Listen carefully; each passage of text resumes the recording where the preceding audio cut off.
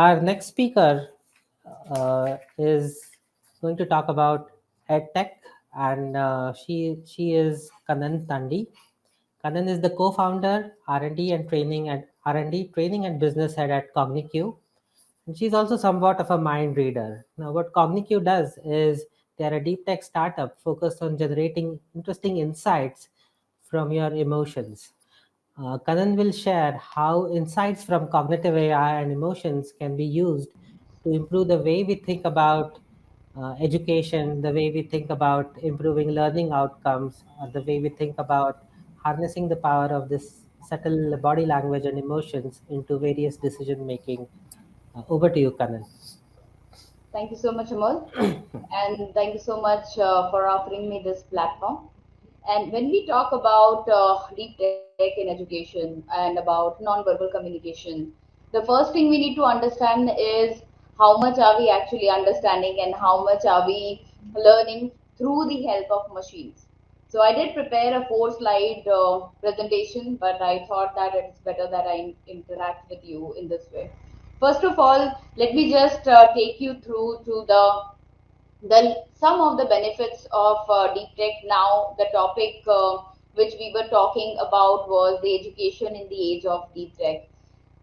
So, one do you know fact for all of you is by 2030, the global deep tech market is expected to be reaching about 15.7 trillion US dollar.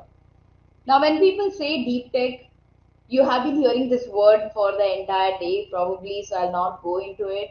But how does it help in the education right now? I'll cover that part for a bit and then we'll jump into what is CogniCue, that is our startup is doing in the emotion AI and deep tech space.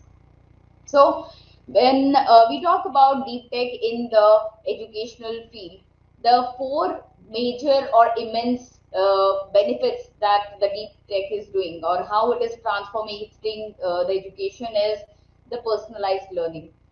Gone are the days when we had to be on the same page all the time, and every time the teacher used to ask, do you understand? All of us, we had to say yes, right? And then we didn't know what to do. Thankfully, now with the help of immersive platforms, immersive learnings, we are all learning at our own pace, which is also known as the self-paced learning if you have come across the word. There are different skills which are needed for us to grow in terms of education. There are around 20 skill sets which were given by the UN under UNDP goals, and 12 of them were related to the human behavior. Can we work on the emotional intelligence? Can we work on the critical thinking? Can we work on the decision making part? Yes, we can. And now, because we have multiple platforms, anybody can learn from anywhere. You can identify what are the sequence of learning, how to grow further, and how to learn things. And the last part, which I was thinking of covering, is the benefits, which most of you would also understand and agree. The first one is the improved student outcomes. I feel that we have come to an age where one size fits all does not work, and everybody knows how to work on their own place, how to learn their own things. And my field or my background is from psychology as well. And some of you might know that there are 8 different type of intelligence that a person has. Different type of intelligence also includes and comes in with different type of skill sets. So when we talk about 8 different skill sets, how to learn and improve on particular skill set or intelligence that you have is being given by the edtech platforms now, which use AI, and one of them is something that we also work in. There is also increased engagement. If you have ever known or have used Khan Academy, they are known for their increased engagement platform experience. Then we have greater access to the education and of course the preparedness for the future. Coming back to the CogniCue or the emotion AI part, let me just tell you affective computing, which is also known as emotion AI.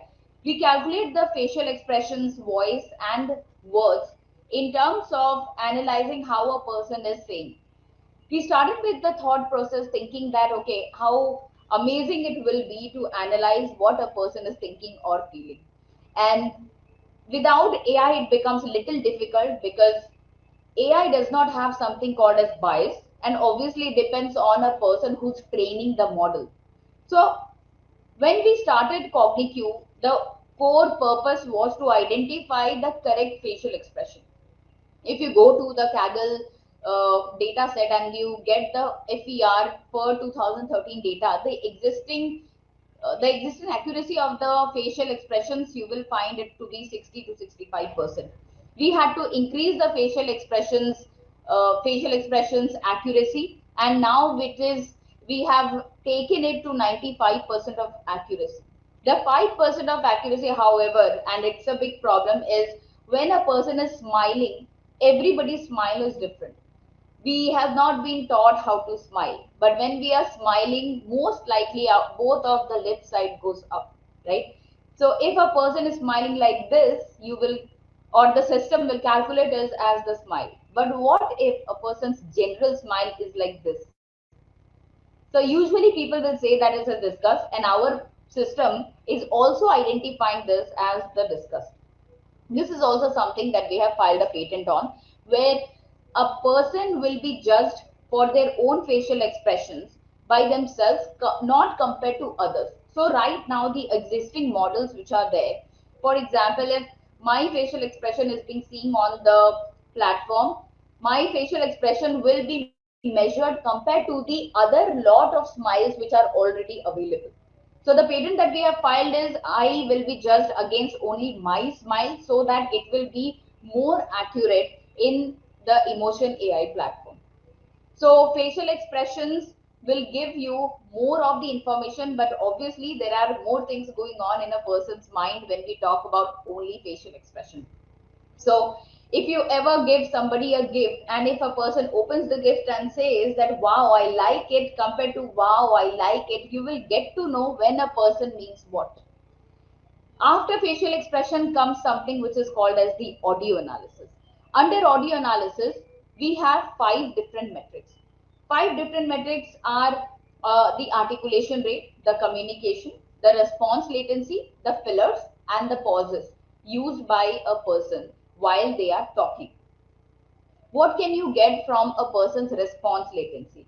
This is a very important and interesting metric which will tell you that if a person has prepared for the answer or no. I'll give you just a little bit of tip. If you have ever doubted a person that somebody is about to lie, ask them a question. If they answer within 1 second, or with the response time is under 1 second, they have been preparing for the answer for all this while.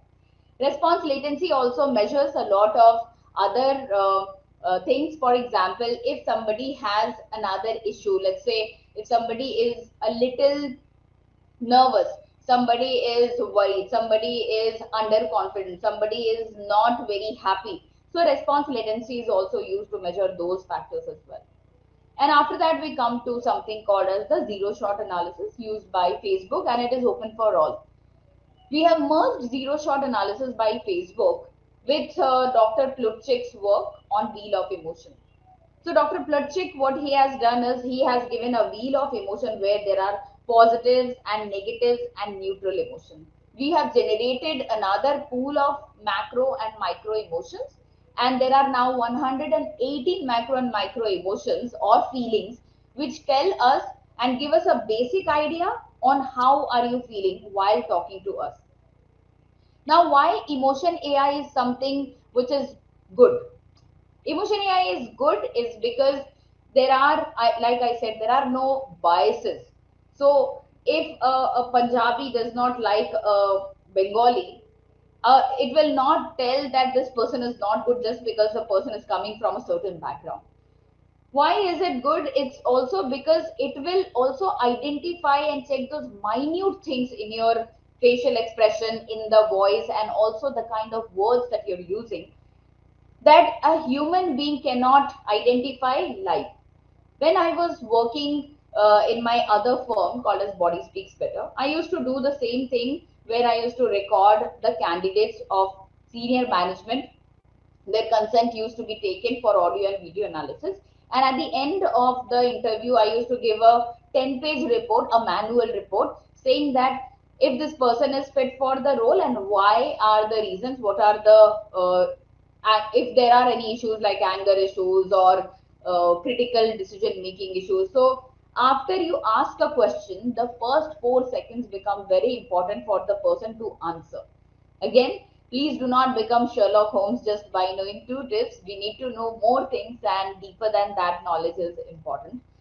Emotion AI is not good because it will not tell why a person is feeling whatever they are feeling.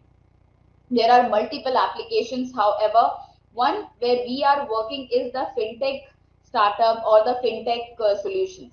Thanks to again Nasscom, because of Nasscom we got the big client, that is ICICI, for the fintech fraud detection.